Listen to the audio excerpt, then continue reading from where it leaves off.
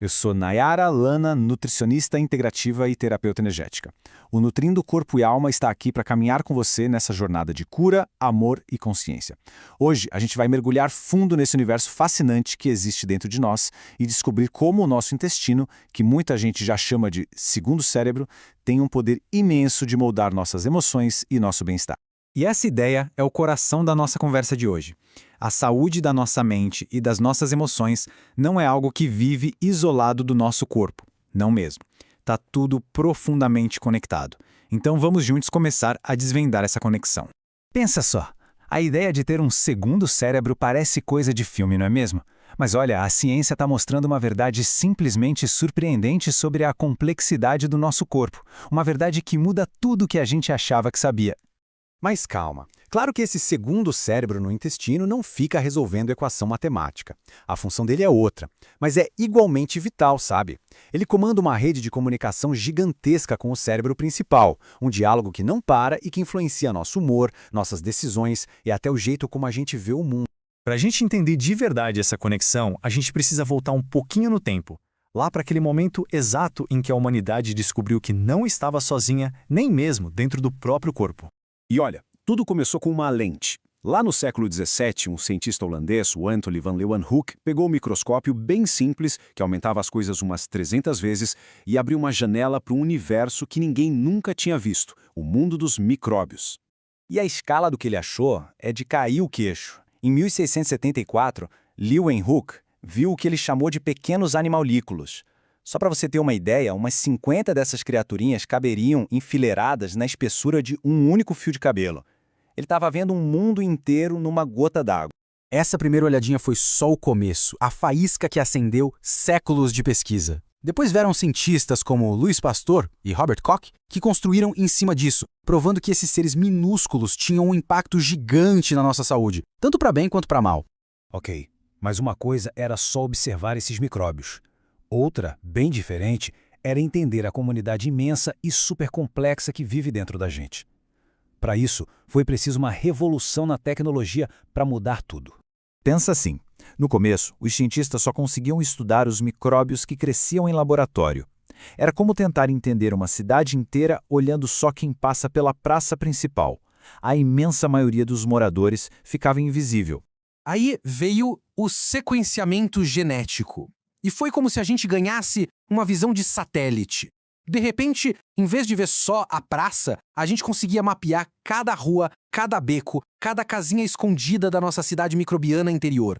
E essa tecnologia foi evoluindo rápido, né? Começou lá com o método pioneiro do Frederick Sanger, em 1977, e avançou até chegar em projetos gigantescos, como o Projeto Microbioma Humano, em 2007. Finalmente, a gente tinha as ferramentas para ler o livro da vida desses trilhões de seres que vivem com a gente.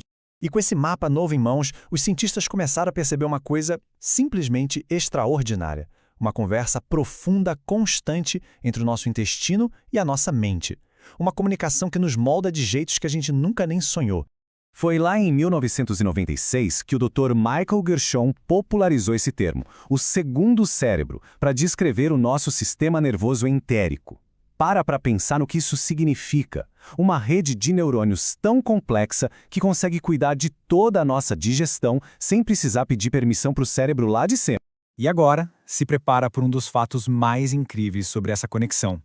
Cerca de 90% de toda a serotonina do nosso corpo, aquele neurotransmissor famoso do bem-estar, da felicidade, é produzida no intestino. É isso mesmo que você ouviu.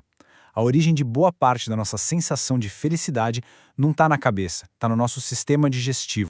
E não é só de serotonina que a gente está falando, não. A nossa microbiota intestinal é uma verdadeira fábrica de química cerebral. Ela produz GABA, que funciona como um freio para a ansiedade, ajudando a gente a relaxar. Ela influencia a dopamina, que está ligada na motivação, no prazer. As nossas bactérias estão literalmente ajudando a construir as nossas emoções. Bom, se a gente tem esse ecossistema todo, tão vital e tão complexo morando aqui dentro, a pergunta que fica é: como é que a gente cuida dele? Como a gente pode se tornar um bom jardineiro desse nosso mundo interior? Primeiro, é importante a gente entender o problema. Quando esse jardim delicado sai de equilíbrio, a gente chama de disbiose. É como se as ervas daninhas, as bactérias que não são tão legais, começassem a tomar conta de tudo. Mas a notícia boa é que nós somos os jardineiros. A gente tem esse poder. Cada escolha que a gente faz na hora de comer, preferindo comida de verdade, e cada passo que a gente dá mantendo o corpo ativo é um ato de cultivo. A gente está, literalmente, alimentando as bactérias boas e criando um lugar onde a saúde pode florescer. Ok, então, juntando todas as peças desse quebra-cabeça, o que tudo isso significa para a nossa saúde? Significa que a gente está diante de um caminho novo e muito poderoso para o bem-estar. A conclusão é clara e, olha, é transformadora. Não dá mais para a gente pensar na saúde da mente e na saúde do intestino como duas coisas separadas. Elas são dois lados da mesma moeda. Cuidar de um é, sem dúvida nenhuma, cuidar do outro. Isso tudo deixa a gente com uma pergunta bem poderosa para refletir. E se o verdadeiro caminho para uma mente mais sã, mais equilibrada, começar de verdade lá no nosso intestino? Essa ideia muda tudo e abre portas para novas formas de cura e de bem-estar de verdade.